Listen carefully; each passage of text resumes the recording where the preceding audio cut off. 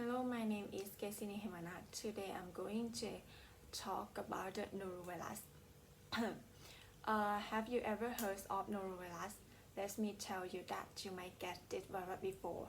It can be transmitted from person to person, and there is no vaccine for norovirus.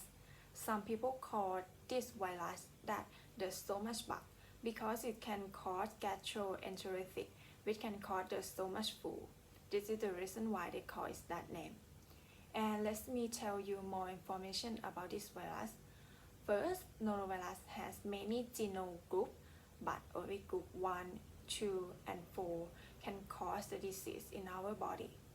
Its capsid is icosahedral capsid with its spherical protein shell and is not covered by lipid membrane. And this is the reason why this virus is categorized in naked virus because it not covered by lipid membrane.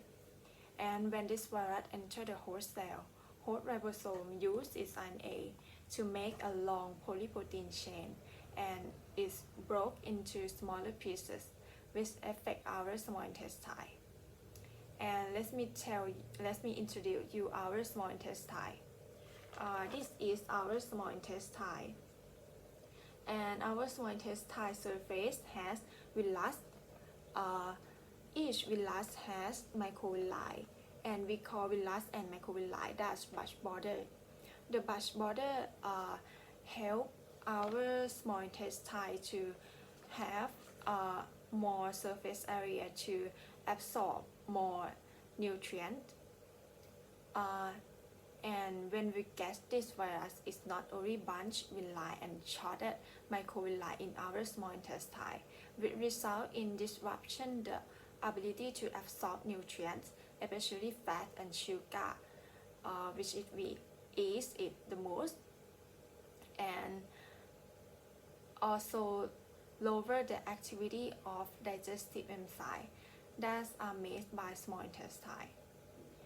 And the symptoms of this virus will show up after 12 to 48 hours after you catch it, and they will last for 48 to 72 hours. The symptoms include acute onset like non-body vomiting, which is a sign of slower movement of food in the stomach, and watery diarrhea, which is a sign of disruption the ability to absorb fat and sugar, and decreasing enzymatic activity.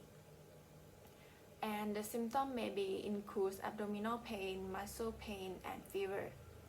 And this virus can be diagnosed with rapid PCR by stool sample test to find the viral RNA. And as I said earlier that this virus can be transmitted from person to person. You may have the question that how it can be transmitted.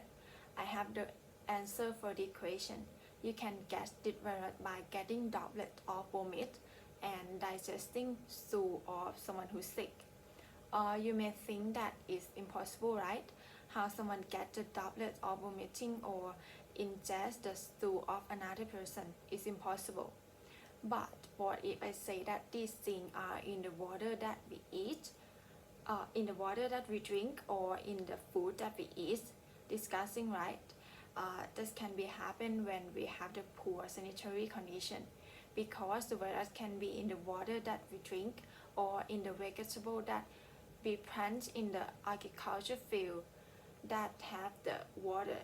So we can leave that, because this virus can be prevented by preventive measures such as making the proper water control and sanitary facility. And the treatment for this virus are oral rehydration, because it can cause the diarrhea, and intravenous fluid, and antiemetic, which is a drug that help us to decrease vomiting.